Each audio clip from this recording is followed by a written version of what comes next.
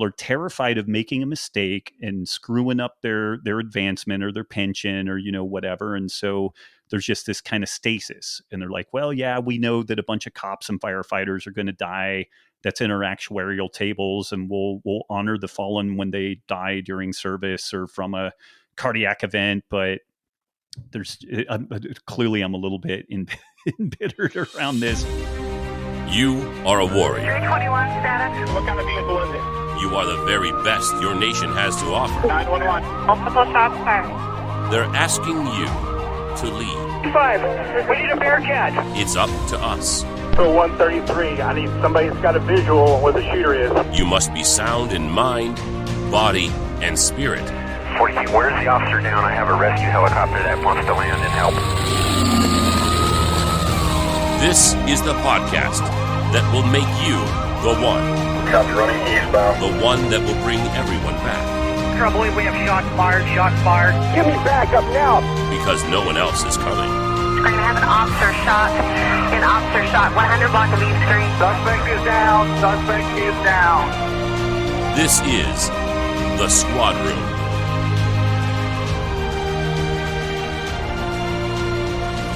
Hello, everyone, and welcome to the Squad Room Podcast, where we learn how to serve, strive, and succeed in our challenging careers as first responders. On this show, we cover the tactics and strategies that you can use to lead with vision, honor your oath, and take care of your mind and body, and be the one in someone else's time of need. My name is Garrett Tassam, I'm a full-time sergeant for a sheriff's office in Southern California, and I'm on a mission to build a world where first responders wake up inspired, feel confident at work, and go home safe, knowing they've spent their time in a worthy cause. Before we get to our guest, I want to remind you of a few things. First, if you're on social media, make sure you're following us at The Squad Room to stay up to date on new episodes, new content. We put things out on social media that we don't put out elsewhere. And make sure that you've liked our Facebook page. And while you're on Facebook, join our group. Search the Squad Room group to join. But most importantly is that you head over to thesquadroom.net and get signed up for our mailing list. People on that list get exclusive access to our free resource downloads. And I also send out a bunch of content there that's exclusive to that list. So don't miss out on something that that might be able to help you in your life or just, get you through the day. So join our mailing list at thesquadroom.net. All right, my guest for this episode is Robb Wolf. Robb is a former research biochemist, and he's a New York Times best-selling author and a Wall Street Journal best-selling author 2 times over. He's the author of The Paleo Solution.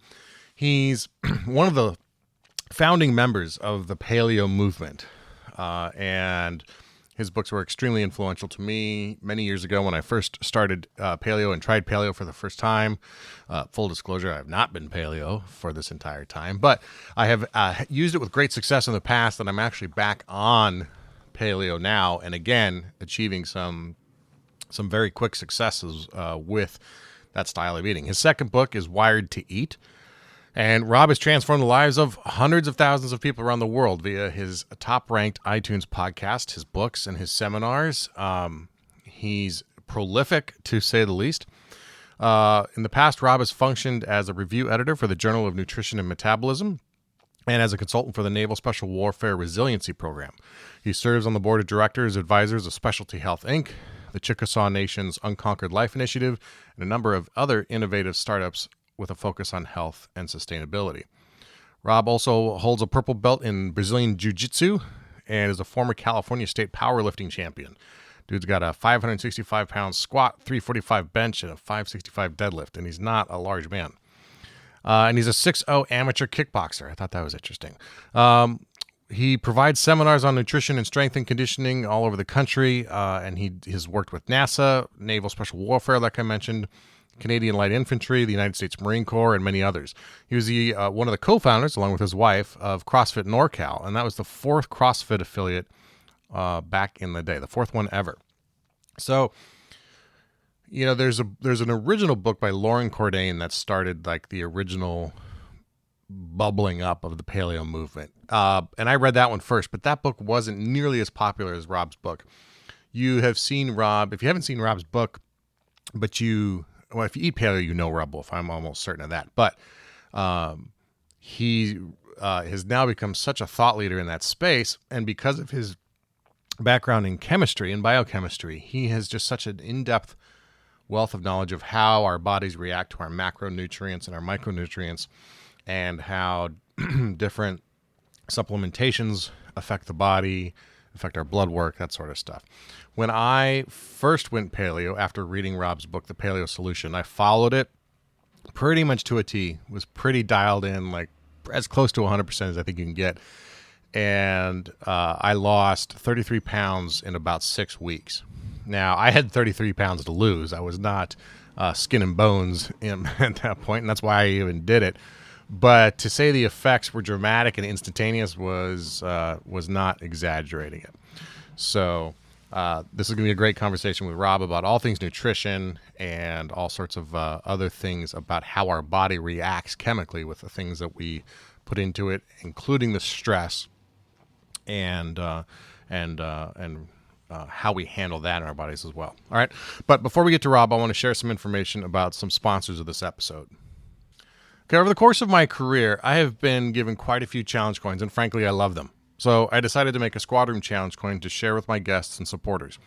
I went searching for a company that could meet my high standards, but I was still nervous about making a purchase because the process can be very intimidating and really expensive. Most challenge coins you order these days are ordered online. They're produced in a factory far, far away, and tracking someone down in customer service can be, well, a challenge. And I'll admit that I'm kind of old school. I prefer to look someone in the eye when I'm making a purchase of that big. I'm spending that much money. So I continued to delay my decision on a vendor until I found Signature Coins out of Florida, completely on the other side of the country from me. But it turns out the guys at Signature Coins listened to the show, and when I contacted them, we connected immediately on a shared purpose of honoring this profession that I love so much. Daniel, Trey, and Jeff over at Signature immediately put me at ease with making such a big purchase, and they bent over backwards to make sure that the coin I had in my head became a reality that I now hold in my hand. Now, if you're like me and you haven't drawn anything since it involved a crayon, have no fear. Signature Coins has 30 graphic artists on staff right over in their Orlando office to help, and they don't charge a single penny to get your artwork ready for production. That's a big difference from other companies that often charge an artwork fee or make you hire an outside designer. Signature Coins does all of that art for free with no obligation to buy. They also have an inclusive pricing, meaning that you're not going to get hit with a hidden upcharge at checkout or 100% and any other sneaky fees. They have a 100% guarantee on their craftsmanship, free next day shipping in the U.S. Once your order is complete, and their customer service team is right there in Orlando. The turnaround time is quick. It's about 2 weeks, which is super fast for coins. And like I said, free next day shipping when your order is ready to go. I couldn't be happier with my coins, and I couldn't be happier with my choice to get them from Signature Coins. If you're looking to make a coin purchase of your own, you will find more info at signaturecoins.com or email info@signaturecoins.com, and Jeff will hook you up with a quote. If you use the coupon code THESQUADROOM, you get $50 off your first order. So learn more at signaturecoins.com. You know, something else I learned, if I learned anything during this pandemic, it's about the need to stay flexible and be prepared to adapt and overcome in these unexpected challenges. And as I record this, it looks like we're going to have to be even more flexible again with this Delta variant spiking. Lost my words there for a second. Anyway, this was especially true of my physical fitness during this time, as the gym closed. My gym closed their doors very quickly and early on. Luckily, I have a sparse home gym, but a lot of you were left scrambling to replace your gym routine with something that you can do at home. And others of you might already have a home gym like mine, but are looking for something more structured that can set you up for success. Well, this episode is also sponsored by Hard to Kill Fitness, and I think they have a solution to the problem of staring at a whiteboard and wondering what to do. Hard to Kill is run by a team of military veterans and active duty police officers who offer simple yet highly effective and proven functional training workouts that you can do at home or at the gym. Their routines focus on basic equipment and fundamental movements, so you don't have to learn how to do Olympic lifts or complex movements. Hard to Kill Fitness develops workouts specifically for the demands of the military and first responder communities, and their goal is to help prepare you physically and mentally for the challenges we all face in the streets. Each workout comes as a PDF and includes detailed descriptions of the movements in each workout, tips on mindset, and a progressive path that builds on the previous work you've already put in. You also get access to the private Facebook group, and you can interact with the coaches there by email or by Instagram. All right, check them out at hardtokillfitness.co or on Instagram at hardtokill_fitness. Now, here we are with Robb Wolf. Robb Wolf, welcome to the Squad Room.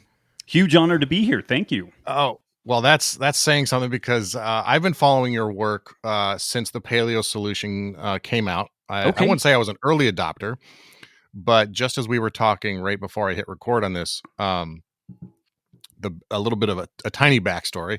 I used to be a member at a CrossFit gym. The members of that, or the owners of that gym, helped. Both have been on the show. Both pushed me towards trying paleo as I was recovering from a pretty nasty mountain bike accident. Mm, And I was like, I think I was about 8-9 years into being a cop at the time, and I was struggling with a lot of the things that every patrol cop struggles with. Gaining weight, eating really poorly on night shift, sleep deprivation, all those things. And they pushed me towards your work. And I read that book cover to cover, and light bulbs went on. And I did paleo. I did a very, very strict paleo for 6 weeks, lost 33 pounds. oh, wow. Wow. And I know that's not even like that, like that's not that unusual for someone who has gone from one extreme to the other. Since then, I have maintained, I'd say, paleo-ish or paleo aspects when I'm at my best. When I'm at my Right. worst, I cycle out of that and I go knee deep into some pasta. Right. but Right. But your work has been instrumental in me learning about my own things, and quite honestly was an inspiration for starting this show. This show goes back to when I was struggling with nutrition and my own physical training and how to integrate those things into the work of a first responder.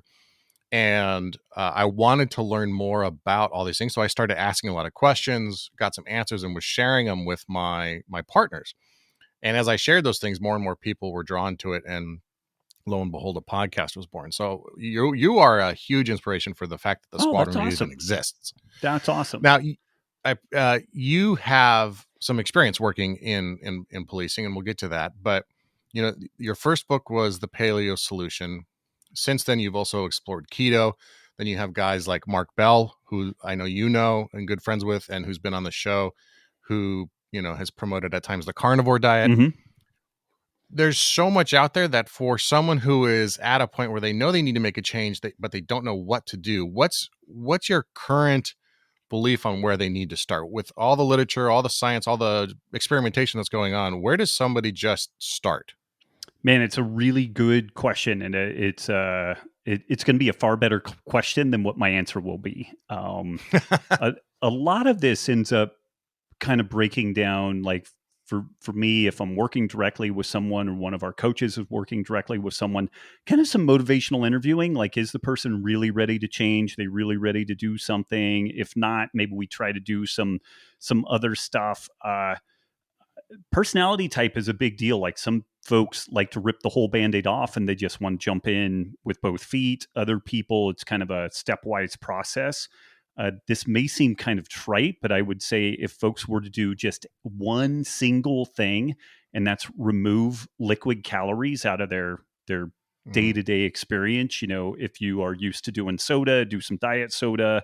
If you're doing the 32-ounce frappuccinos, for the love of God, do a sugar-free frappuccino. And people will kind of freak out, like the hippies will kind of freak out about like artificial sweeteners and whatnot.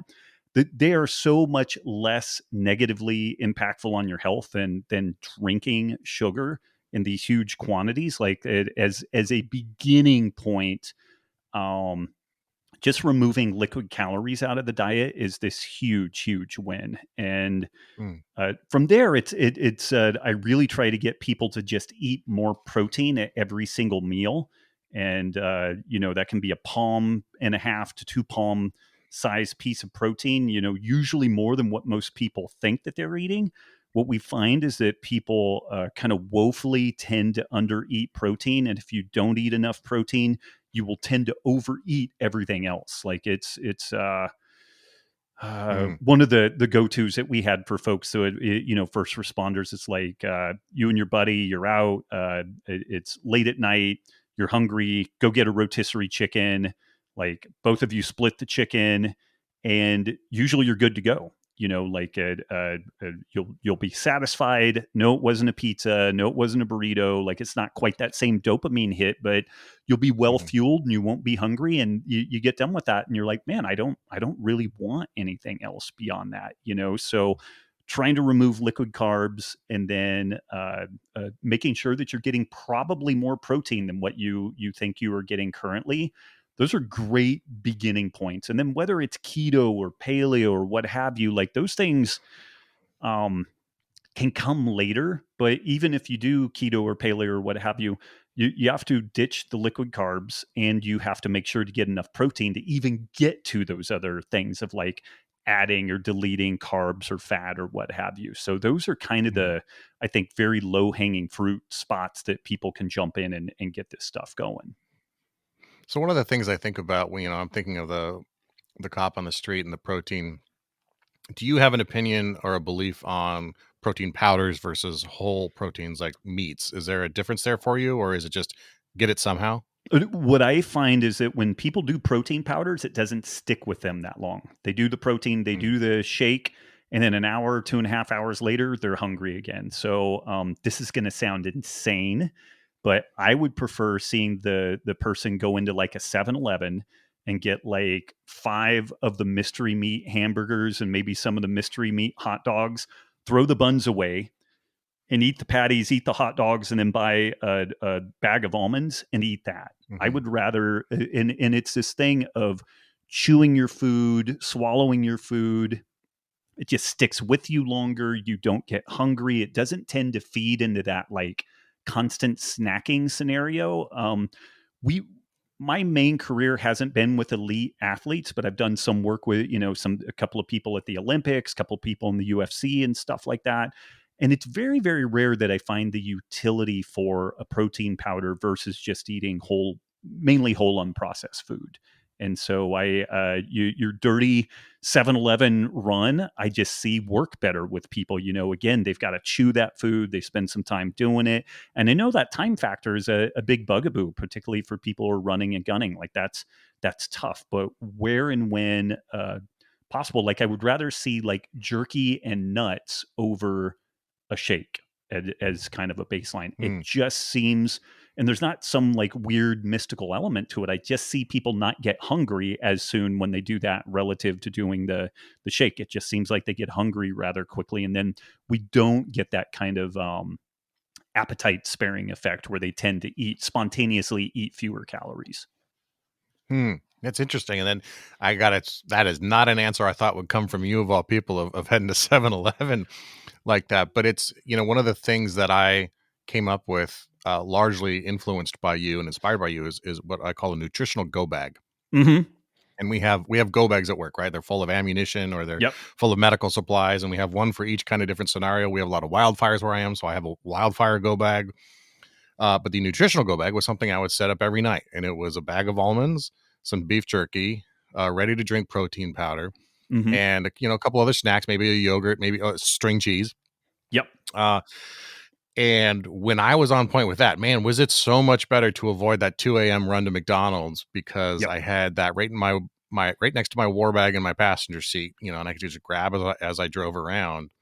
And that's, I think, a great first step for people trying to do something like that. And then the 7-Eleven. I don't know how many times I popped into a 7-Eleven and thought, okay, I can make good choices here with the Doritos, or I can make bad, I can make bad choices here with the Doritos, or I can make good choices with the string cheese, almonds, the fruit, even if it's, doesn't look so great there at 7, at least it's something. But yeah, I'm really glad to hear that you aren't quite so hard and fast with the idea that everything has to be paleo, like all the time or right at the beginning. Because I think, I don't know, there's kind of a shame that comes with trying to transition your diet like this because you're not dialed in 100%. I mean, we're all type A people. We're total alphas, right? Like we if it's not 100%, if we're not doing it perfectly, we're not going to do it. Right. And I totally fall into that myself. Like it's nice to know there's a gradual path to this, I guess, Yeah. And the perfectionist thing is a sneaky route to screwing this up and guaranteeing failure. And people say, well, I'm a perfectionist, so if I can't do it perfectly, then they're done. And so we have 3 meals a day, 7 days a week, 21 meals in a week. If 18, 17 of those meals are pretty on point, it's a lot better than 18 or 17 of those meals being completely off point, and I just find that good enough being perfection being the enemy of good enough is very, very true here. And the flip side of this is that you are one meal away from being back on track. So let's say you end up at a family function and there's just not great options there, and like the mother-in-law is giving you the stink eye because you're like trying to pick the meat between the lasagna pieces and everything, and you're like, fuck it, okay, I'm just going to eat this thing. Just do that and just know I'll make this up at the next meal. I'll be on point with the next meal. There's no drama. There's no there's just no worries about it. I kind of think about it like range time, like whether it's archery or firearms. Of course, we would love to get more rounds down range than not. But if you do a couple of dry fire drills and then you get 3 rounds down range, but you did that every single day, how much better off would you be versus like needing to carve out an hour or 2 hours to do this whole like over the top kind of deal? So just a little base level of consistency that is north of our like, everything falling apart. It's so powerful, and what I find is as people start feeling better, then they're kind of like, oh, this investment is totally worth it. Like, I get it. Like they'll fall off a little bit. Maybe they go on vacation or something. They're like, I don't feel as good. I'm starting to have some of that sleep apnea stuff again. Whatever the stuff is. And then it's the carrot and stick stuff kind of goes away. Like you are self-motivated. You're like, no, I feel better, so I'm going to do this just because. Yeah. Yeah. I think too, to maybe go into the weeds on the idea of perfection too, that we will often use our idea that we're a perfectionist as a defense mechanism, because then we don't have to try. Right. Right. Like we have our out. We create Right. an out for ourselves with that. Right now, what you just said, I think is a great spot to touch on for a minute. Is I tried some things last week. I changed quite a few things in how I operate my week, and had maybe the best week in a long, long time. Like a noticeable gap was created between how I typically felt physically and mentally and how I felt that week, and was like, well, I'm doing this forever. Like, Right. This is the way I'm going to do it. Now, of course, bad habits kind of crept back in come, day 8, 9, 10. And some of those things came back, but it was enough for me to remind me like, oh, this is how it was. I don't want this. I need to go back to my, I'd say new me, but like, I just tried something that worked. Don't backslide into the bad stuff. Right. And give up, because those changes can be, like you say, profound and exponential. Yeah. One thing I'm trying right now, and I'm kind of playing with for the last 3 weeks or so, is intermittent fasting. Where do you stand on that? That's another big thing going on right now. Yeah, it's a hot topic. I wrote my first published article on intermittent fasting in 2005.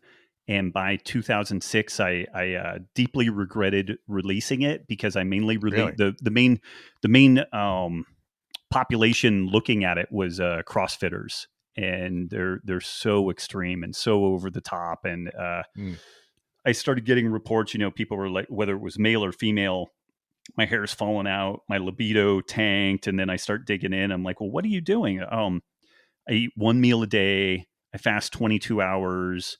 I had 5 grams of carbs last month. I do 6 CrossFit workouts a week. I do some hot yoga to relax, and I'm like, oh my God, like it's overreaching, overtraining, under eating.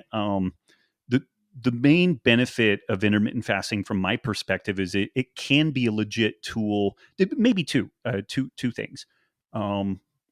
It's a legit tool for calorie restriction. So some people are pretty unwilling to change the composition of what they're eating. But if you say, okay, well, you can eat kind of whatever you want between like 9 a.m. and 4 p.m., have at it, then at least it constrains the period of time when they're eating, and so there can be a little bit of a benefit there. I think another benefit is when people get into the intermittent fasting a little bit, like they're kind of dipping in and out of ketosis, and there is kind of a interesting metabolic effect where you're very clear-headed. You tend to be really like kind of laser focused. You don't have blood sugar highs and lows. And so I think people can learn to rely on the kind of like warrior instincts of our body that like you don't need to eat every 2 hours. We are not grazing animals like eyes forward predator, all that type of Mhm. stuff. So I think it can be liberating in that regard too. But I see folks take it to just like silly extremes. Again, it becomes a little bit of a dick or ovary measuring contest, as the case may be, where it's like, oh, you do 23 hours a day of fasting. Well, I do 24, and I never, and it's just this kind of one-upmanship. I really think 2 meals a day is great for a lot of people. If you're more physically active, holy smokes, 3 meals is just fine. I think trying to constrain meals more within our day cycle makes a lot of sense. This can be really challenging for a lot of first responders, because what does their day mean? Like, you've got the day when the sun is up, and then you've got the day when they are active. And these Mhm. can be really challenging things to deal with. But eating more of the calories early in your day, like when you are physically active and up, I think can be really powerful. Trying to minimize the food that we eat immediately before bed, so long as it doesn't disturb sleep, that can be really favorable too. So I like intermittent fasting, but I think people have kind of gone a little bit crazy with it, and I think that there's a lot of kind of dubious claims that are attached to it, that it's going to extend your life and do this and do that. If we just figure out a way to not overeat, that is a remarkable longevity boost right there. Mm. And then beyond that, I'm not sure how much more upside there is relative to, if it simplifies your life. Like, I remember when I was a competitive power lifter, I ate 6 meals a day. Like, I can't tell you how many girlfriends broke up with me because all I did was eat all the time, And when I figured out, oh, I may not be as big as what I was when I was powerlifting, but I only eat 2 or 3 meals a day, and I can have good performance. I can go to jujitsu. I can lift some weights. Like, I'm totally good to go. And I actually have the whole rest of my life, It just opened up it doubled the time I had because I wasn't eating all day long. Sure. Yeah. What I've found so far is that the clarity you mentioned, especially in the mornings, very clear, waking up quite easily. But for me, it's almost, I don't even know if this is an intended benefit. I still hit the kind of calorie count that I try to shoot for every day, my macros, right? Like I have a rough goal that I want to be at. So I'm not constricting anything I eat, or I'm not limiting myself in any way, but it does a couple things. It prevents me from binge eating right before bed, Hmm. getting that little twinge of like, oh, some ice cream sounds good. Well, if it's outside of my time, or if it's outside of my calorie count, I try, I'm not going to do that. Right. But it keeps me on point from eating those 2 meals a day. For me, it seems to work that I eat a little larger dinner and a good sized lunch. And because I'm not eating breakfast, I have the calories available to me to do that. And that satiates me through bedtime Yep. much more than I seemed to be beforehand, where I would be hungry right before bed. I would eat something that I knew was going to sit in me while I slept, Right. or would disturb my sleep for the Yep. next 8 hours. So yeah, it's just one of those other things to try. You're the guy. I want to transition to your work with police, because you've done a lot of stuff, particularly with Steve Pitts at Reno PD. Steve was a guest on the show, and I think his leadership in the world of officer wellness was, what he did at Reno was light years ahead Hmm. of even what you see out there now. And he created, to me, he created a template of how to do it. How, if you want to know how to make an officer healthy, how to get them on board with some changes to their life, how to get a union on board with these things, like, go talk to Steve Pitts, like, and people can listen to that episode with him too, because it's phenomenal. But you were integral in creating that program. What was your role in Steve in working with Steve? Oh man, I mean, we definitely drew heavily just from kind of the nuts and bolts dietary practices, uh, here's how you do these things. Like, here's some templates for eating lower carb. I definitely helped a lot in triaging folks, so figuring out who really is sick here and who's not. Mm. You have people that are maybe overweight externally, but you look at their blood work and it's like they're still insulin sensitive. Like, we want to change some things, but it's not that big of a deal. You have other folks that looked kind of lean and jacked, and they were horribly insulin resistant, and they were a ticking time bomb from a cardiovascular disease perspective. And so I played a lot of roles in that. And then I guess because of my reach within social media and writing and whatnot, like I was really broadcasting this idea out far and wide. And I would like to do another hat tip to Steve's leadership. And it's really interesting when I first started getting involved with that whole program. And just as a little aside, what happened there is, well, it was a long chain of events, but ultimately Steve rustled up some money for us to do a pilot study looking at about 45 police and firefighters. Well, we screened the whole force, and then we found about 38 to 45 people that were at high risk of developing cardiovascular disease or type 2 diabetes. Modified their sleep, exercise, tried to do some shift modifications, but a very holistic, integrative approach to address their needs. And based off the changes in their blood work, it's estimated that this program saved the city of Reno about $22 million with a really conservative 33-to-1 return on investment. And, Wow. And people think we're lying when we say that. They're like, oh, it couldn't have been that much. And I'm like, if it was 3-to-1, if it was literally a factor of 10 less, like, when do we stop this thing? You give me $1 and I give you 3. When do you stop that? Like, never, I mean, it's amazing. And so I thought that this thing would just transform officer wellness and honestly, more broadly, healthcare writ large. But the interesting thing is this happened in Reno because of leadership. The chief of police, the chief of fire, the mayor, most of the city council, and a bunch of the old guard medical establishment were all totally on board with this. And they created a culture that, no, this is what we were going to do. And I got to tell you, like, navigating the unions was interesting because they were convinced that what we were trying to do was to take away shit for the officers. And we're like, no, we just don't want them to fucking die. Like, that's it. We don't want them to die. We're not taking anything away. They still have all their benefits. Here's the other thing. They're going to live longer. So they're actually going to get to use their pension. And then that like, there was literally and I was kind of in on one of those meetings, and it was almost a table pounding thing because I'm not a leader like Pitts. Like I just am not good at navigating those Byzantine like power structures and everything. I'm like, what we're trying to do is keep people alive so that they can reap the benefits of their public service. That's it. That's what we're doing. Sure. And if you can find any nefarious, like, anything in that, then you come at me with it. And they were kind of like, okay, I guess this guy's kind of for real. And then we got the buy-in from the union side too. But we had hundreds of municipalities reach out to us, and there was just not the leadership. There wasn't the leadership at the city council level. There wasn't the leadership between chiefs, whether police or fire.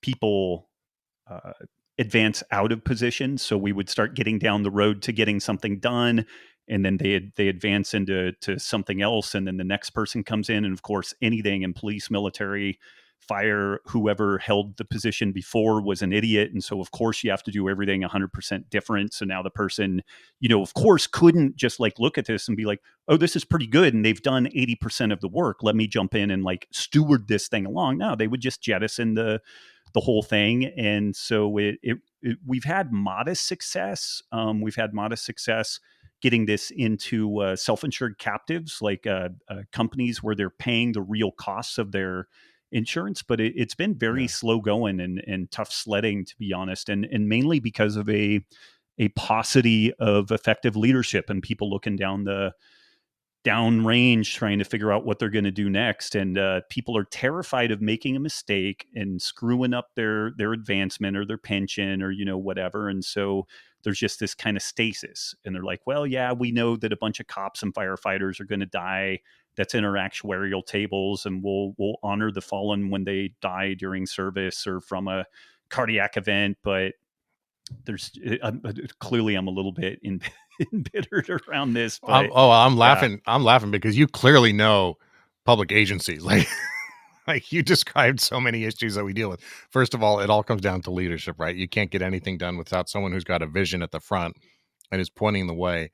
And when someone, good people with good ideas get promoted, so, not always, but I mean, like if those people are championing a system like an officer wellness program that gets them promoted, and the new guy takes over, and it's not their baby, that stuff gets thrown out right away. We always joke that like whenever someone new comes into a job or gets promoted, it's like, well, they're going to change the name of the bureau or the division or the unit because you got to have your stamp on it, so it's got to be some other acronym that it was different than last week. But it all comes down to that leadership. This is years ago, but I tried to get a open air gym at one of our locations, at one of our stations. It's pretty straightforward, right? Just all I asked for was a slab of concrete, and I would get the stuff donated. And I had total buy-in from my agency and from my command, but I got shut down by the larger risk management for my county, who said, well, if someone drops a weight on their toe and breaks their toe, we got to pay for that. And I said, well, yeah, but that's a lot better than paying for the heart attack if they don't, right? And this is years and years ago, so they've started to improve since then. But I found it funny because almost at the exact same time as that, the social services department was promoting Zumba classes inside of their carpeted gymnasium. Right. It's like, wait, you're gonna let people do Zumba on a carpeted floor, but you like, how many knees are you going to pay for from some stick and twist secretary? Yeah. It's frustrating. And then I think a lot of people with good intentions just throw up their hands and walk away. And I was having a conversation with someone, a different interview, and they are more on the mental health side of law enforcement, but they were having a conversation with a huge agency here in the US, a major agency, and basically got pulled aside and said, look, if we know about these things, then we have to do something about it. So it's much easier for us to just pay the bill when it comes in than to, potentially pay the civil suit that might come out of the use of force or might come out of whatever bad decision a cop makes, because we have plausible deniability in it. But if we accept responsibility for the fact that we have to take care of these people, then we're on the hook. Right. Like, what a horrible, horrible mindset to go through, and this week of all weeks when we're recording this, like there are some cops in the news right now who have made very bad decisions, either through bad tactics in training or through not just not leading themselves. This video of the cop in Virginia, screaming at the Army lieutenant. I don't know if you've seen it. Everyone else in the world has at this point. But those are things. He's not self-regulating clearly, and he's got his own training issues there. But like the agency is able to throw him under the bus because they don't acknowledge that it's our responsibility to take care of him and make sure that he's in a mental state prepared to go out on patrol. So I want to shift gears a little bit and get off my soapbox. You're the guy who, like, more than anybody else that I could think of to have on the show, can walk us through some of the very real things that we experience with different parts of the job. So I was hoping that I could like throw an aspect of the job at you, and you could help us understand how it will either negatively or positively affect our health and our nutrition and what we need to be aware of. Cool. Yeah. And I want to start with the big one, which I mentioned earlier, which is night shift. Almost every cop starts on night shift or has a night shift rotation at some point. Some of us, I was lucky that my rotations lasted 4 months. So it was just enough time to get into a pattern before I had to change, but also like I could get into a pattern. I've talked to some guys who are like, they change every week or every 2 weeks, night shift, day shift. How on earth does your body adjust to that? So for people who are experiencing night shift, what are the things we need to be aware of when it comes to how our body's reacting to that? Yeah, and I learned a bunch of this from my good friend, Dr. Kirk Parsley, who's a retired SEAL. Yes. And then he's a physician, became the dive medical officer for the West Coast SEAL teams for about 8 years. And I think it's critical to understand that a couple of different things and this is within communities. How are SEALs selected? They go through BUDS where they stay awake effectively for a week, and Uh, they're super mentally tough, physically tough, but you'll break anybody eventually in those circumstances. And by the end of the week, these guys are blithering idiots. Like they still keep putting one foot in front of the other, but they're not in a position to do much of anything. And what's happening there? Just 1 hour of short sleep over the course of a week leaves an individual as cognitively and physically impaired as if they were blowing a 0.1 blood alcohol content. So and the thing is that with serial sleep disturbance, you don't know how impaired you are. Like if you're used to sleeping well and then you have one night of missed sleep, you're like, man, I really feel it. I really notice it. But it's literally kind of like the frog in the boiling water. So your reaction time is slower. Your tendency to make the appropriate decision is worse. Your tendency to be more emotionally aroused is greater. There was a great study where they looked at spouses, and they would sleep deprive one spouse.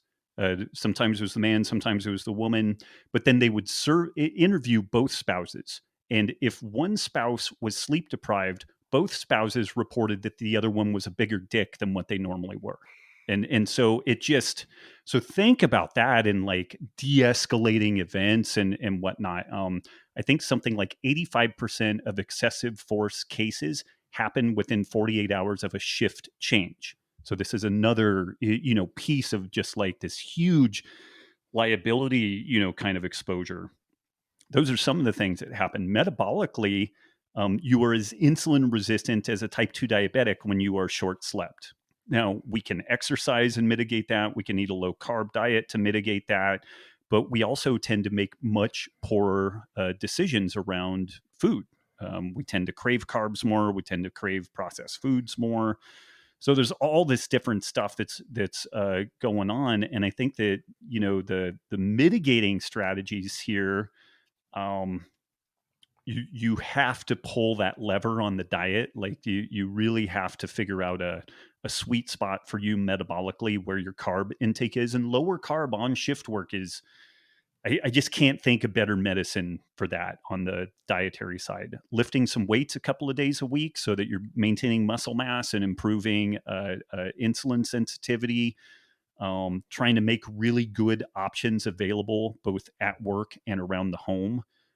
Protecting the sleep that you do get, like at virtually all costs. So like a pitch black room, blackout curtains, earplugs, the whole ball of wax. And I know it's really, really hard because frequently people will, if they're going to have any family life, they have to sacrifice some sleep. And so, I mean, this is another one of the things that we, as a society, if we're going to ask this of our first responders, we need to take care of folks. And you mentioned something too, and this was a thing that ended up getting changed within Reno and Sparks, both for the police and the fire, is that people stayed on a particular schedule for longer periods of time. I want to say it was 3 months. So there was no more of like you would be day shift this week, night shift the next week, or even sometimes people were alternating between day and night shift within a week-long period. Like it was insanity. So I don't know if I fully did a great job of kind of unpacking that, but these are some of the, I guess, kind of social and also the physiological things that are happening there, and maybe some of the mitigating strategies that one can do around that. In ancient Rome, soldiers would step into battle to fight for the empire, but they also had bills to pay and family back home to support. Doesn't that sound familiar? Well, if soldiers performed well in battle, they would be paid in gold coins. If they performed with exceptional valor, they would be given an extra coin. Legend has it that this coin was often minted with the name and symbol of the legion in which they served, and that soldiers would hold on to these coins as proof of their bravery. This made their coins a prized possession. Throughout history, unique coins have been part of nearly every warrior tradition. There's a story from World War I in which an American pilot was held captive as a German POW and stripped of all of his personal identification. He escaped the POW camp, but was detained by the French, who thought he was a German spy. He carried with him a coin with a symbol that one of the French soldiers recognized as that of an American squadron. The coin saved his life. Challenge coins remain an important part of this warrior tradition, including those in law enforcement and the other first responder professions. Signature Coins out of Orlando, Florida is my choice for challenge coins for the squad room. Their staff of artists can create and make most any design a reality, and their quality is top-notch. The people at Signature Coins are complete professionals like you, and they take their jobs seriously. Quality is their priority, and I can tell you that it shows in the squad room coins that I ordered from them. You can check out their handiwork on my Instagram at the squad room. For more information or to get a free quote with no artwork fee, check out their website at signaturecoins.com. If you use the coupon code THESQUADROOM, you can get $50 off your first order. That's signaturecoins.com. Now, back to the show. Yeah, no, you do. And, my experience when I was early, because I've talked about going paleo and paleo-ish. Like, I want to be clear that I am not a nutritional, I am not the guy that, I struggle with this. I still do, really. It's probably the biggest chink in my armor when it comes to, living a long and successful life, and a successful life as a cop is the nutrition part. I got the physical I love to lift weights. I've got the mindfulness and that stuff pretty dialed in. It's that nutrition that I always keep coming back to. And what I found on night shift are the things you mentioned, shorter patience level, or much less patience level, not only snapping at people in public, but people on my squad when I was a sergeant, shorter or a lack of empathy there with developing younger people who may have, made an honest mistake, but also, snapping at my own family, snapping at my own kids, and having a much shorter fuse when it came to that sleep deprivation. And yeah, like I said, I got 2 kids, so you give up that sleep to be part of the group, but then you get tired, and man, that carb craving just comes in hard. So you just double down on that pizza or whatever it is, or that bowl of pasta, and just, you dig your hole just a little bit deeper there. You mentioned Kirk Parsley. He's been on the show twice. He was actually one of my first guests. Awesome guy. Huge fan of the work he's done. He's the one who taught me about making sure vitamin D. Yep. And being supplemental vitamin D, because you're probably deficient being on night shift. You're probably deficient just being a modern human. Right. But you're almost certainly deficient on night shift, especially guys, like, people forget, like, in the winter, right? In the wintertime, I would wake up and it's dark, and I would go to bed and it's dark. I wouldn't see the sun for 3 or 4 days at a time. You got to get vitamin D, but mixing vitamin D, magnesium, and 5-HTP has been my go-to sleep solution, and I learned that from him, because, like, melatonin in some people has the reverse effect. That's what it did to me. It felt like I'd just done a line of meth, right? And I had the weirdest dreams on it. But the vitamin D, magnesium, a little zinc, and 5-HTP, man, that and no alcohol, of course, before bed. Like, those are the things that make up for a good night of sleep. So yeah, and then sleeping during the day, that's a whole other thing. What about, we hear so much about adrenal fatigue, or I hear so much because it's kind of in my space, but I've also had friends who are doctors, and I've heard other doctors say that it's nonsense. It doesn't exist. And I'd love your opinion on that, and where you stand on it. Yeah, it's funny. It's a real situation that was given the wrong name. So if you go to most doctors and you say, what do you think about adrenal fatigue? And they're like, oh, it's bogus. And then you say, okay, what about HPTA axis, hypothalamus pituitary adrenal axis dysregulation? They're like, oh, that's absolutely a thing, and it's kind of makes you crazy, because it's just like, okay, this thing, the popular culture kind of name ascribed to it was incorrect. And some of the assumptions around it, that the adrenals just kind of lose the ability to produce cortisol and respond to stress, is not entirely accurate. But you definitely do see people. And so under normal circumstances, in the morning, our cortisol should be fairly high, and then it should trend down, as we near bedtime and go to sleep. People can end up in this flip circadian biology where their cortisol levels are very low in the morning and then high at night. And so we call it tired and wired.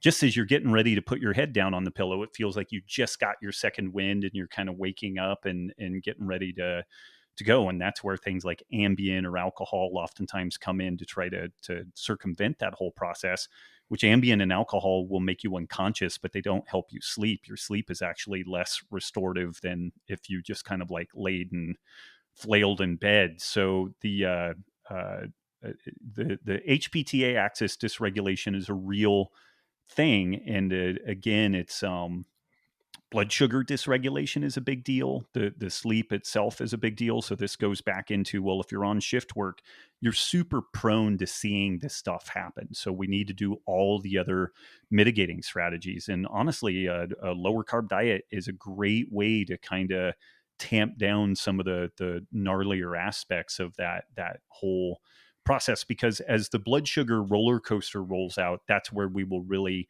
ping on the adrenals to try to bring us back, to a higher level when the blood sugar goes low, or we'll go make some dodgy food choices, which isn't helping us either. Yeah.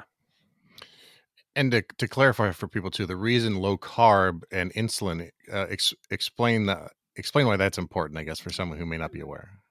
Because not everybody needs to eat low carb, but somebody who is sleep deprived, and if you're on shift work, you're sleep deprived, like it's just an if A then B deal, you will be very insulin resistant. So like if you eat significant amounts of carbohydrate, your body is going to struggle to deal with that.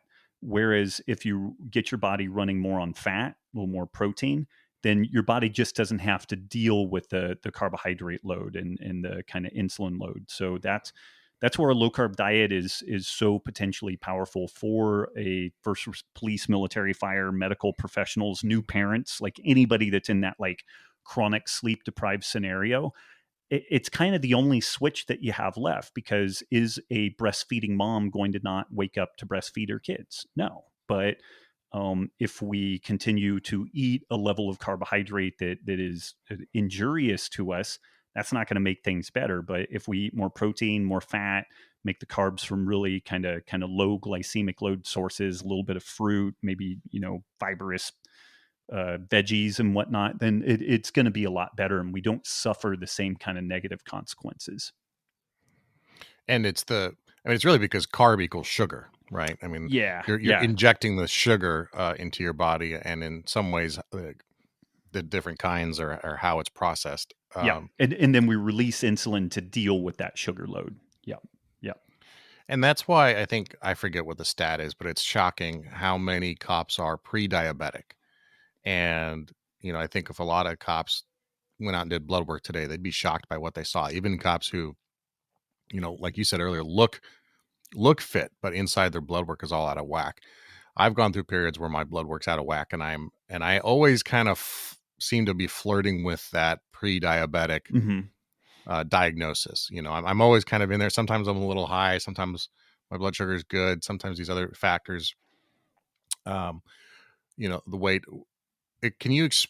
I think this is a big important thing for people to understand in first responder community is the metabolic syndrome and how that all interplays with our lives as well. And if you could, I'd love for you to go way into the weeds on this one, because I think this is important. Sure. A researcher at Stanford, Gerald Reaven, coined the term metabolic syndrome back in the 80s. And it was this observation that people who had high fasting blood glucose, elevated fasting insulin levels, they tended to have high blood pressure, elevated triglycerides, dyslipidemic, so kind of low HDL, high LDL cholesterol.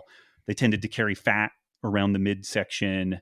They tended to have high blood pressure. So it was this complex of things. And not everybody had all of them. Some people had 2 or 3, usually needed 3 of like the 5 to be classified as having metabolic syndrome. And one of the main benchmarks that we use to look at this is fasting blood glucose levels. And this was the best that we could do for a long time. But a really interesting thing that's critical to understand here, and why the Reno program was so successful, we use this thing called the Lpir score, the lipoprotein insulin resistance score. And it's looking at a bunch of different factors and how they correlate to our insulin sensitivity or insulin resistance. And it's critical to understand that people are becoming insulin resistant years before their blood glucose trends up. When the blood glucose trends up, the house is on fire at this point. Like once you start seeing blood glucose elevations, we are really things are pretty involved, and you can be quite far down this metabolic syndrome pathway and have normal blood glucose levels. And then one day you wake up and you've just kind of gone, it's the straw that breaks the camel's back, or, whatever analogy you want to use. And we hit this point where whatever our diet and lifestyle is, it's more than what the body can deal with. And we go from kind of peri-diabetic to full on diabetic, and our blood glucose tends to just spike immediately. And this is where standard screening also is kind of a waste of time and money, because I upwards of 60% of the people that we screened who were okay with standard physical screens were insulin resistant by our screens. And this wasn't us just stacking the deck so we had more people to look at. It was actually just using inexpensive but very sophisticated blood work to be able to actually determine who was at the greatest risk. So for someone who wants to dig into this and wants to know more about it, what are the blood tests they should be asking their doctor for? They won't get it from their doctor. 99% of doctors aren't going to understand it. There is an outfit called Precision Health Reports, and it's the same guys who helped us develop the program in Reno, and they now offer this direct to consumer. This is something you're going to have to pay out of pocket for, but it's about $100-$150, something like that, and it could save your life. Like, if you can get out ahead of this thing early and get a sense of what it's telling you, then you can make some really informed diet and lifestyle changes to do something. The cool thing about doing the precision health reports is that they tell you exactly what all the stuff means, and they give you recommendations about what to do. Some doctors will order an LPIR score for you, a lipoprotein insulin resistance score, but then you get a score on a sheet of paper and that's it. And so you're going to have literally no idea what to do. And so I guess I have to amend that. I would say the vast majority of doctors are not going to know what it is. Most of them aren't because they don't know what it is. They're probably not even going to order it. If they do order it, all that you end up getting is your LPIR score. And unless you know what that means and what to do about it, then it's not really going to help you. To share a story that kind of emphasizes that, I think. Are you aware of Dr. John Scheinberg? I don't think so. So John is a cardiologist in the Austin area. Okay. But he's also a lieutenant for the police department down there. So a pretty unique guy. He's like kicking doors on a Warren squad on the weekends, and then he's doing heart surgery during the week. And so he's a big proponent, of course, of first responder health and all the heart issues that go with a lot of our job and the stress that we put on it. And he goes into deep detail of, HDL, LPL, all the the different sizes of our cholesterols and all that sort of stuff. And at his recommendation, I asked for a certain set of blood tests from my doctor, and I got them. And I got the report back, and then I went back to my doctor and was basically like, okay, all right, doc, so tell me, what does this all mean, and what do I need to do? And he didn't know. He's a general practitioner. He's not a cardiologist. He had an idea, but I was thinking to myself, like, well, this was a waste of time. So I called John back and was like, John, interpret this for me. Help me, walk me through this. And he spent like an hour on the phone with me, like, no, doing what you just said. Like, this is what this means. This is what you need to do. Don't read a WebMD when you Google this, because you'll think you're going to die. Right. Right. So Precision Health Reports. I'll have to check that out. We're using the word insulin, and I sometimes forget that people might that already everybody knows about the interaction of blood sugar and insulin. Can you give us a real short explanation of that for people, just so they can get caught up? Yeah, I mean, people are usually familiar with insulin just as it relates to diabetics. Like, they have some sense that insulin helps to manage blood glucose levels.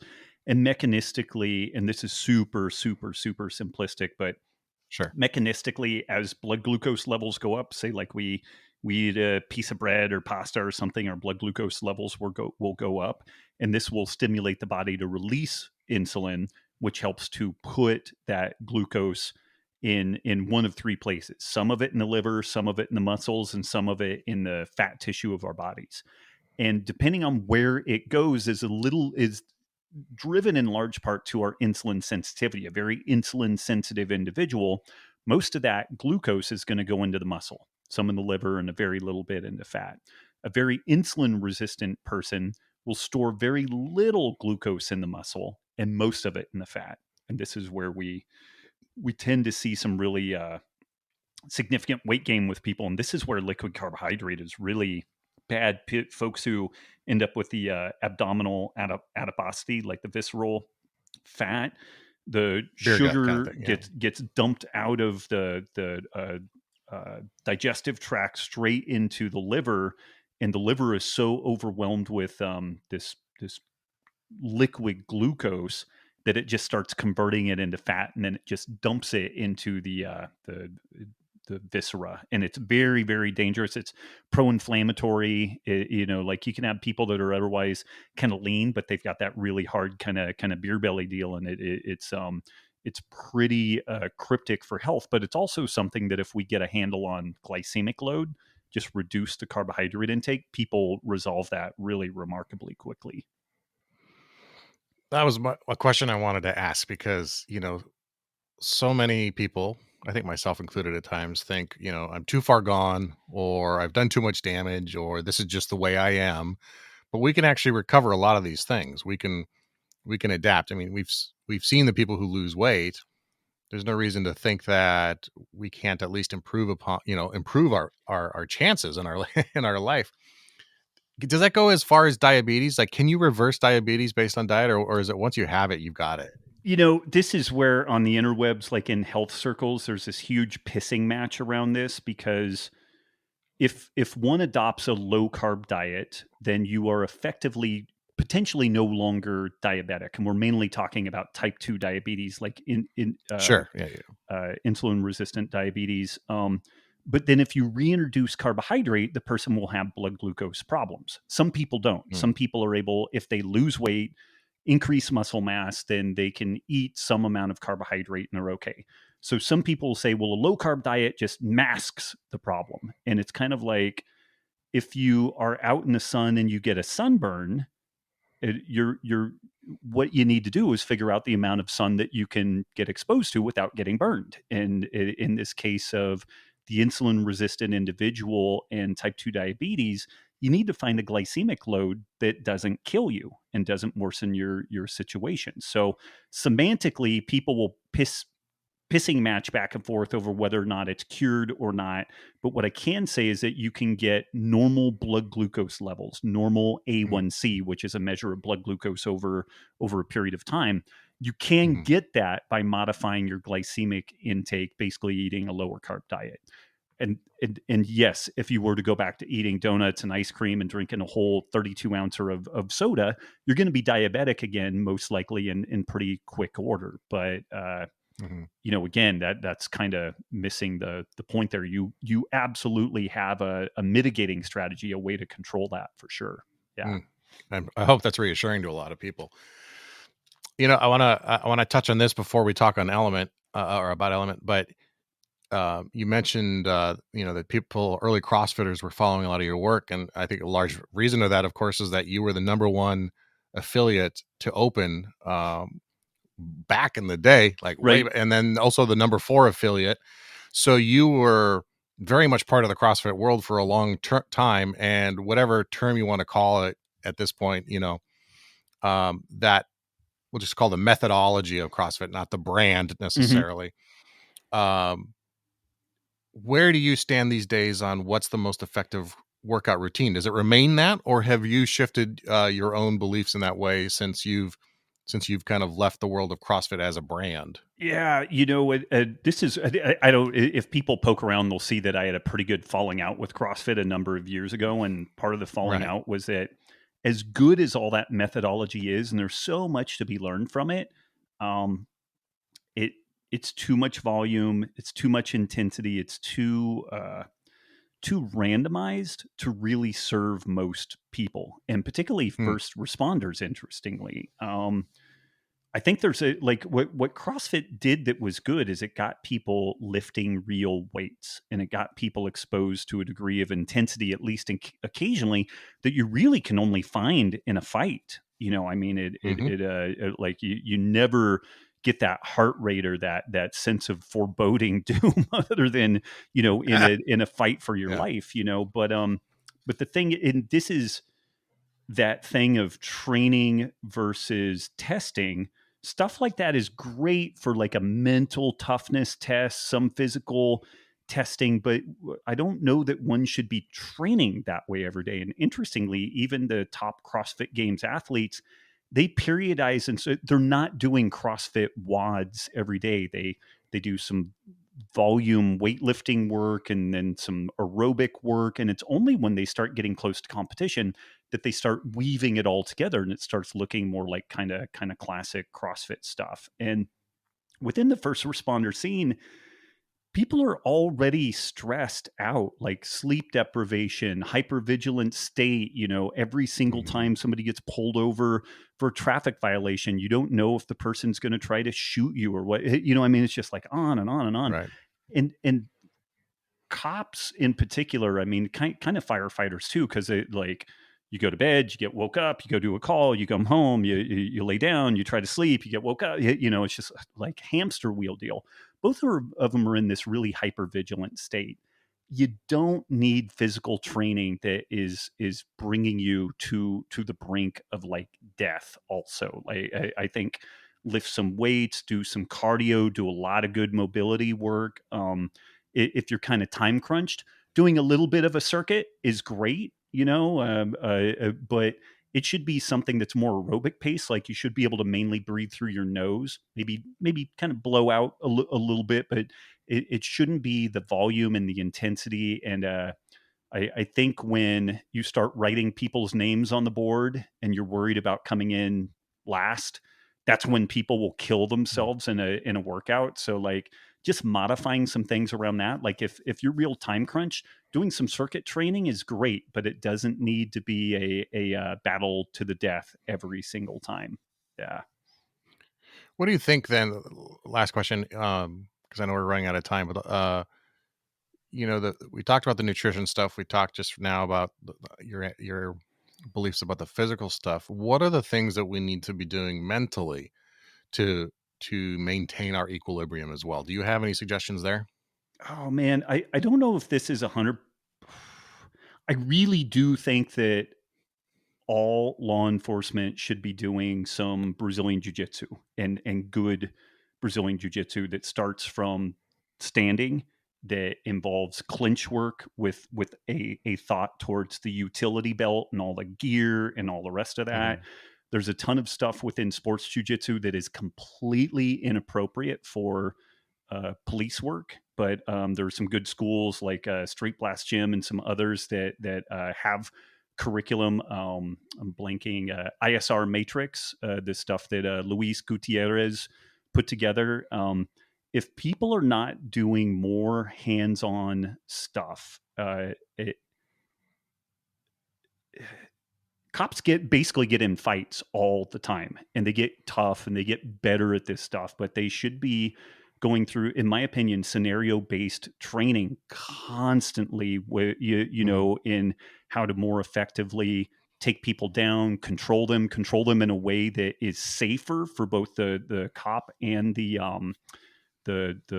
suspect. And I think in that way, like it goes a long way towards helping the mental side, because you've been there, like you're there all the time. You've had somebody bigger and stronger than you on top of you, and you know how to get out. You know how to control them. You know how to have some limb awareness and awareness of your utility belt and whatnot, so that it's always going to be a scary deal, but training reduces fear because you've been there before. You've had some element of it before. And early last year, Jocko Willink was on, I think, Joe Rogan's podcast. And some people in law enforcement were a little prickly because he was commenting on policing. But the main thing that he said was that SEALs will train for like 9 months to go do a one-day operation. So they'll do all this training, like they'll build a whole house specific to the one thing that they're going to do. And they train, and then they go do it. And how much training do cops get? It's like at least one day a week should be devoted exclusively to physical training, scenario training, etc. And like, that's going to mean we need more cops and we need more infrastructure. But when we look at how societally costly it's been, both for cops to get injured and for suspects to get injured or potentially killed or whatever, like how can we morally justify not doing more training for folks? And so I don't know if that's a great answer, but I think the mental side of this would be really well served by actually tackling that kind of physical contact side. And again, I'm very aware that a ton of Brazilian Jiu-Jitsu in the sport realm is not applicable to policing, but there's a lot of stuff that is, and more of like a Greco body lock based takedown kind of curriculum, I think would be really powerful. It's a really great answer, and I'm surprised in a way. I mean, I know you do jujitsu, but here I am thinking like, oh, we're going to talk about like L-theanine or 5-HTP or GABA, or because so to answer with the idea that having confidence and stress inoculation in that stressful environment creates its own mental calm, because you know what you can do and you know what you're capable of and you know that you've experienced the stress before. It totally makes sense. It's just not the answer I expected out of Robb Wolf. So that's really cool. I appreciate that. Last question. I want to give you an opportunity to tell everybody where to find out more about you and the stuff you've got going on. You've got your own podcast, the Healthy Rebellion Radio. Tons of information and content there where you go way deep into a lot of these topics, far more in depth than we could talk about in just an hour here. And you've got your books. Sacred Cow is your newest book. And of course, the Paleo Solution for people who want just the book on how to implement the paleo diet into their life. Wired to Eat's really interesting about, all those things that go into how we eat and why we eat the way we're supposed to eat. And now you have Element too, which is your supplement company. And it's funny. I listen to you. I've read your books, some of them multiple times, follow you. And I missed that you have a supplement company. And so you were kind enough to send some to me. And I was actually surprised. Again, I'm thinking, well, this is Robb Wolf. So there's something, and it's electrolytes. It's an electrolyte supplement. And I'm curious, like, what is it about that you found so important that you started a supplement company devoted to electrolytes? I mean, my first thought was, my doctor's telling me I need less sodium, but I know it's important. I used to be a cyclist, so I remember like the ideas of replacing electrolytes. But where are we at in our lifestyles where this is so important that this is where you saw where you could fill that need? Yeah, it's interesting. So sodium is kind of a bugaboo because it is a factor in hypertension, high blood pressure. That's clearly a piece of cardiovascular disease, stroke risk, heart attack risk, and whatnot. But the unfortunate thing is that sodium got lumped in with the processed food that it oftentimes accompanies. And so we eat this processed food. The processed food is made tastier with sodium. This is what my whole second book, Wired to Eat, is about, the neuroregulation of appetite. If you can make things tastier, then that's a win if you're a food manufacturer, But when insulin levels go up from eating too much food and highly processed food, we tend to retain sodium. And this is where, high blood pressure can come from. But when people start modifying their diet and they start eating cleaner, and it doesn't have to be like low carb or keto or anything, but just if you mainly cut out processed foods, people end up not eating much sodium. And what we find is they feel like garbage and their performance is kind of off. They can end up with cramping and whatnot. And so we really started this thing more for kind of catering to the low carb, paleo, keto crowd that was not getting enough sodium. But what we found is that there are all these different situations in which folks really feel better and benefit from some electrolyte supplementation, and in particular sodium. And we have a gram of sodium per serving. It's worth mentioning that when Gatorade was first formulated, first launched ages ago, it was a gram of sodium per serving. But again, it's kind of this weird thing. Over the course of time, we culturally, folks like Gatorade got scared of sodium, got more enamored with sugar. And so now Gatorade is a lot of sugar and not much sodium. And we think that that's actually Incredibly like sweet. completely the opposite scenario. And so somebody that is hypertensive, they have high blood pressure, they probably don't need something like Element, or they would need it very sparingly. What they do need is probably kind of a lower glycemic load, lower carb diet. And then ironically, once they get to that spot, then they tend to need more electrolytes. Yeah. Interesting. Well, my favorite was the lime salt because I love lime, so that was my favorite of Makes a the, hell of of the a bunch. margarita base too.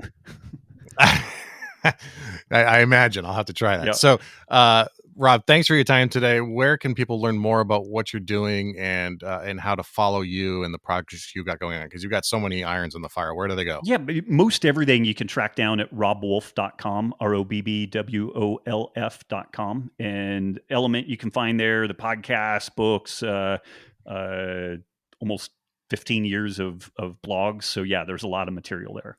Lot of material. And I can't emphasize enough that if someone is wanting to know where to start with implementing some changes, start on Robb's website. There's a ton of great information. And I like to know the why behind things. Like why do I need to do this? Or why is my blood sugar high? Or what is insulin? And there really isn't a better resource out there than your work. So thank you for what you do. Thank you for the work you're doing for first responders around the country and then around the world, really. When you think about it, we're talking today and someone in Australia or New Zealand is going to hear this and hopefully it'll help them shift their perspective on how they can take control of their nutrition. So appreciate your time today, Rob. It's been fantastic. Thank you. Huge honor. All right. Thanks for listening to this episode with New York Times bestselling author Robb Wolf. It was a real treat for me to get to talk to him in person. When I started the podcast, he was one of the first people I reached out to. He's a very, very busy guy. We had played email tag back and forth for a little bit, but I just never was able to make it happen. And then as the world is getting smaller and smaller through social media and whatnot, turns out a good friend of mine ends up living down the street from him, going to the same jiu-jitsu gym. And he's like, oh yeah, I'll help connect you two. And so special thanks to my boy, Eric Malzone up there, who put us in touch. Robb's was super gracious. We went over time. He didn't care. He was all about helping. He cares about our community. He's done a lot of work, especially in Reno with their program. So he's legit. He knows what it's like and he's empathetic to the struggles that we deal with.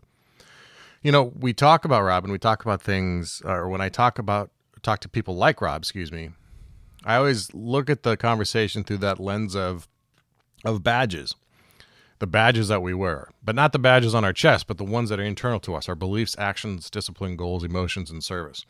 And not just in talking to Robb, but in the thinking of how nutrition or how food or how supplementation plays into all of those things, our beliefs around food. And I've had to challenge some of those beliefs of mine recently. As I mentioned in the intro, I've recently gone back to like an 80-20 paleo and have had great success, but it has helped me confront some of my lazier aspects about my relationship with food and what I believe food gives me. Is it giving me sustenance or is it giving me entertainment? And this belief that I think I've carried with me since I was a kid that food equates to entertainment. And, for us kids that had to shop in the Husky section back in the day, I know you're out there, but those of us who had to do that, I think that we have grown up with some relationship to food that is a belief that it's entertainment, not a belief that it's sustenance, Also, our actions around food and how you're acting on that belief, if we're bored and we want to be entertained, is the action that we're doing overeating or overindulging because we want to be entertained, and so we're acting on that. Or are we acting on the idea that we need sustenance and we're making a mindful decision to put into our bodies what our bodies needs? And of course, the discipline to be aware of those thoughts, to be aware of our triggers, to be disciplined to forego the treat or forego the entertainment value of it, and considering our goals. What are our goals around our nutrition and our fitness? Everyone says you can't make muscles aren't made in the gym; they're made in the kitchen, right? And so are we aligning our nutrition with our outward goals? I know I don't do that quite often. And then emotions, that sounds silly maybe, but I know some people will connect with this, that food is very much a coping mechanism, and we talk about trauma and the obvious ways that we see trauma get off-gassed by people, in terms of alcoholism or drug use or domestic violence or sex addiction or whatever it is. But overeating is very much tied to emotional issues too, or to emotional resilience. And so even our food relates to that E in badges. And service, I think the food that we eat, and I say this somewhat hypocritically, so I'm aware of my own hypocrisy here, which is part of that D discipline of being aware of your own mind and your own thoughts. But what food are we eating, and is it serving us? Is the next meal going to serve what we want to accomplish next? And if not, we should adjust. And it's okay sometimes that meal is pure entertainment. There's nothing wrong with that, as long as we acknowledge that that's what it is versus sustenance, versus what's doing the thing that our body needs on an ongoing basis. So that's how I relate Robb's work and nutrition to badges, or that framework that I use to make almost any decision in my life. I've found badges to be something I can apply in every area of my life. All right, before we go, I want to offer you something that I'm very excited about. It's absolutely free. We have launched Tactical Tuesdays. It's a free weekly email where we bring you a few tactics, tips, and strategies to help you succeed in the week ahead. It may be about a book I want to share, some gear I found useful, an inspiring quote I want you to think about, or anything else that I think you'd like. To sign up for the Tactical Tuesdays email list, you can visit thesquadroom.net/Tactical Tuesdays, or just check your email, just text your email address to 805-364-2331. That's 805-364-2331. If you didn't catch that, check out the show notes below for this episode, and you can find it there. I promise we won't sell or spam your email address or your phone number. Before I wrap up, I have a challenge for you. If you got something out of this episode, if you were inspired by the conversation with Robb, I want to challenge you right now to take a photo of of this episode playing on the podcast player of your choice as you're playing the episode. I want you to share it with 3 people you think need to hear what we talked about today. Send them this episode and recommend that they listen to it. Also, please consider leaving a review on our podcast player of your choice. Please leave a review with a comment if you can. If you got a couple extra seconds, it really helps us understand what people get out of the show, what the value is, what are the things that they're interested in. And it also, of course, helps us bump up in that mysterious algorithm, so that more people hear about what we're trying to accomplish here. So if you got a few seconds, please leave a comment in your review. Make sure you joined us on Facebook group and you're following us on social media at The Squad Room. And a special thanks to our sponsors for the day. Signature Coins, if you're looking for a challenge coin for your agency or specialty unit, check them out at signaturecoins.com and use that coupon code The Squad Room for $50 off. And special thanks to our other sponsor today, Hard to Kill Fitness. If you're looking for an effective and challenging at-home workout program that can get you results and get you back in shape, check them out at hardtokillfitness.co. Also, there are some other great companies who support this podcast and support you as well. Go to thesquadroom.net/support to see exclusive deals from Signature Coins, Hard to Kill Fitness, On It, Ranger Up, Hard to Head Veterans, Audible, OfficerPrivacy.com, and CommGear Supply. If you're looking for the best fitting ballistic helmet that exceeds NIJ standards and won't break the bank, check out hardheadveterans.com and use that coupon code SQUADROOM to get $20 off your helmet. And those are some of the ways that you can support the show, but also get something of value in return. I think everybody should be carrying a ballistic helmet these days. And for me, Hardhead Veterans makes the best one. They make the most comfortable one, and they make the one that didn't kill my bank account. So check them out. All right, until next time, take care of each other and stay safe.